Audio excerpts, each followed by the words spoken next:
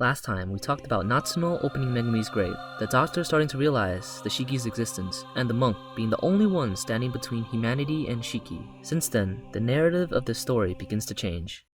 And then, the scene changed.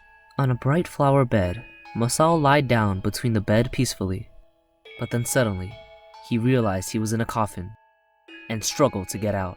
His screams of telling others that he was alive did not go through. No words came from his mouth. Just then, Tatsumi helped him get out. Yeah. And taught him a lesson about how to breathe, and how to talk while breathing. According to what he said, the Shiki's group has a very strict organization and rules. Only certain humans can turn into a Shiki, and this is dependent on their blood relationship. Just like his nephew didn't come back as a Shiki. After you turn into a Shiki, you have to avoid the sunlight and sleep in the morning. They also need someone else's invitation to be able to enter into their home. For them, they have to survive by drinking human blood. And when they drink blood from humans, they can give hallucinations and mind control them in a way. When Masao heard that he was special and his nephew was unable to turn into the same species as him, his face showed slight joy, because this was the first time he was praised by somebody else. At the end of his lesson, Tatsumi brought a kid from outside of the village and commanded Masao to practice the things he just learned. Since this moment, everyone turned from a victim to an offender, from a human to a Shiki. At the beginning of the summer, they were the ones that killed all the old men and women in Yamari, and that is where they set up their base. To turn this village into their own, they infringed upon the old one. Although they have a large number of people in their group, they still don't have enough power to oppose humans directly. Therefore, they must kill the people that know their secrets. On the other side of town, Kaori and Akira, after knowing the existence of Shikis, they hide in their beds and start plotting on spreading the news to their classmates. During the night, a very creepy child that practices ventriloquism comes to Natsuno's house. And Natsuno's parents went to the door and strikes up a conversation with the young child. His father thinks that this child is too creepy and doesn't allow the kid to come into their house. But the mom thinks there's nothing wrong with it and invites the child in. After Natsuno comes home, he realizes that his house is now open to Shikis. That's when he decides to put up a lot of talismans and holy objects in his room to ward off the Shiki. But his father is an atheist, so when he found out, he was quite angry and threw everything away.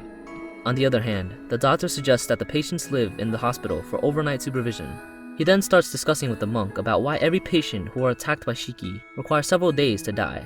This is because a human, after losing at least 2 liters of blood, will inevitably die. Even a Shiki can't drink so much blood in one day.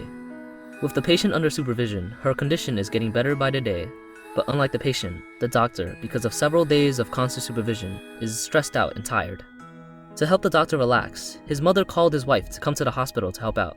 The hospital's nurse also sees the doctor's condition and goes to provide him with food. When she was on the road to the hospital, she saw someone that was already dead, walking in the forest.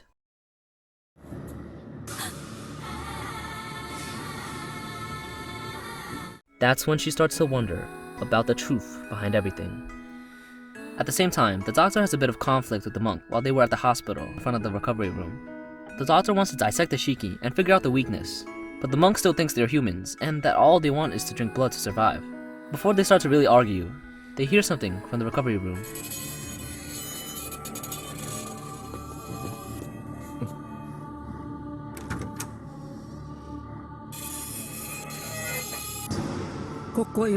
But the strange thing is, this recovery room was built on the 2nd floor of the hospital, and there is no foothold outside.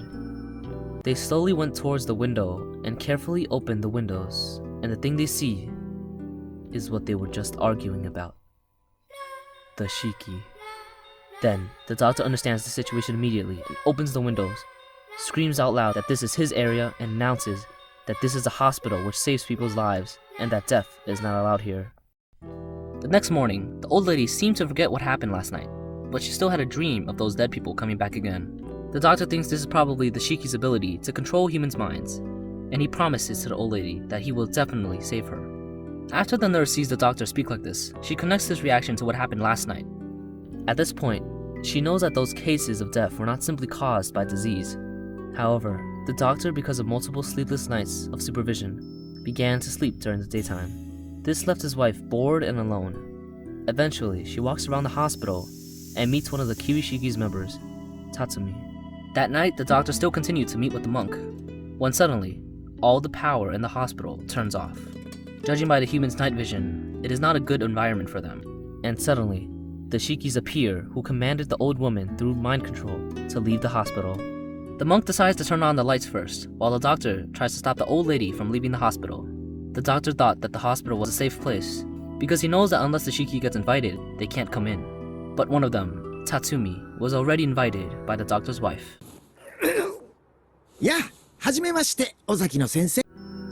However, Tatsumi doesn't kill the doctor and the monk because someone from the Kirishiki's family members wants to spare them. Therefore, Tatsumi just knocks the doctor down, but does not kill them. He then carries the old lady and jumps downstairs. And every Shiki gathers together to enjoy this late dinner.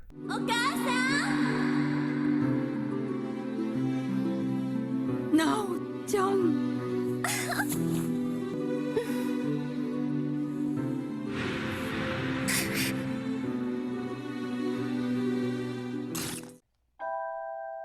In the end, the old lady died because of blood loss from being sucked.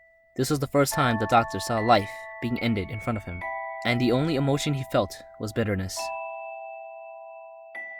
After the Shiki finishes their attack, they prepare to go back to their base. But while on the way, they realize that Megumi is not with them. This is because Megumi is rushing towards Natsuno's house, knowing that someone else was ordered to attack him. She, however, didn't want to give Natsuno to anyone else. At Natsuno's home, he was already prepared in case anyone would attack his house. He had locked the doors and windows, then holds a weapon, anxiously waiting. A shadow appears at Natsuno's window, but that shadow is unable to open the window, so he goes another way. He goes straight to the front of the door, but an unexpected thing happened. The door was unlocked by Natsuno's father. This was because after moving to this new village, his father made a rule to never lock the doors. This ridiculous rule increases his annoyance with this village. He felt his entire life was being restricted by others. But that shadow did not open Natsuno's room directly. Instead, he went back to the window and says, Natsuno. この声。俺だ。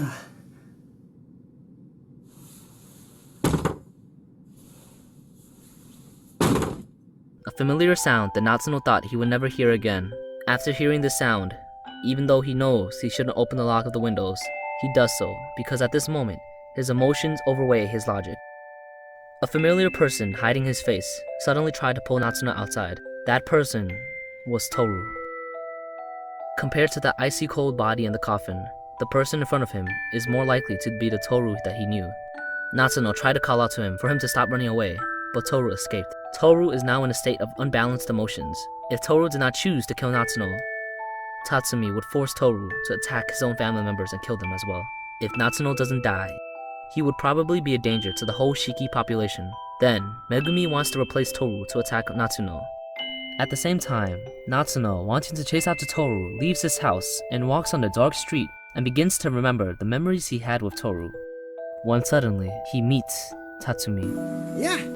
He tries to run away, but then Megumi comes from behind Natsuno, and both of them slowly closes in on Natsuno and decides to attack him together. But suddenly, pale hands pull Natsuno into the darkness.「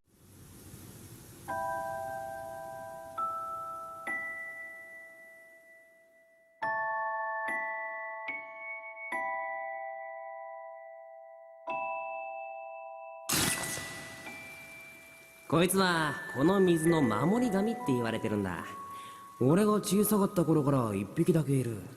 不思議なことに数が増えもせず減りもせず一匹だけだ。どうだ？なんかよくね？ Since then, Natsuno is under the control of the Shiki, and the hospital is open to all Shiki as well. The staff in the hospital constantly quit and are scared of something. People in this village know something is going on, but they think it's like the flu. Everyone doesn't have this idea of Shikis. During this time, after the hospital had so many cases of deaths, the village slowly doesn't trust the hospital anymore, as well as the Shikis opening up a clinic with the illusion to people that this place will be better. The monk now is struggling to decide which side is the better side for him. The human side is a very dangerous situation to be in, but there's still one person who knows the truth. It is the shaman of the village. Through predictions and fortune telling, she knows that the people who just moved in are vampires. After she saw the doctor and the monk having no reaction to what's going on, she decided to take matters into her own hands. But nobody believed her. After getting turned down multiple times, she decides to do something very big. During this very important moment, the doctor decides to dig up others' graves to show evidence of the existence of Shikis to others. At this moment, the doctor's eyes are becoming like those of a Shiki's. To defeat the devil, he is slowly becoming the devil himself. Of course, the monk definitely won't agree with such a plan. The doctor thinks that the monk is insincere and avoids to accept the truth. Then, the doctor says, 連中が死ぬのはひどくて人が死ぬのはひどくないのか。連中を一人生かせば犠牲は確実に連鎖する。お前は村が死に絶えてもいいのか。 From here on out, the doctor and the monk start to diverge into different sides. On the other hand, the shaman begins rounding up the villagers and goes face to face with the doctor. But the doctor, not having any evidence, decides to join and try to get evidence through her actions. Her actions led them to the Kirishiki's mansion, but when they open the door, the Kirishikis are seen standing under the sunlight having normal veins. Therefore, her plan ultimately failed. And the same night, a girl calls out for help, saying that they are being attacked by Shiki. The shaman appreciates this because he feels like someone finally trusts her, and she rushes towards the house without a thought. But after the shaman leaves the house, that girl shows a very slight smile, and ever since that night, the village never saw the shaman ever again. The doctor himself didn't collect any evidence as well to support his theory.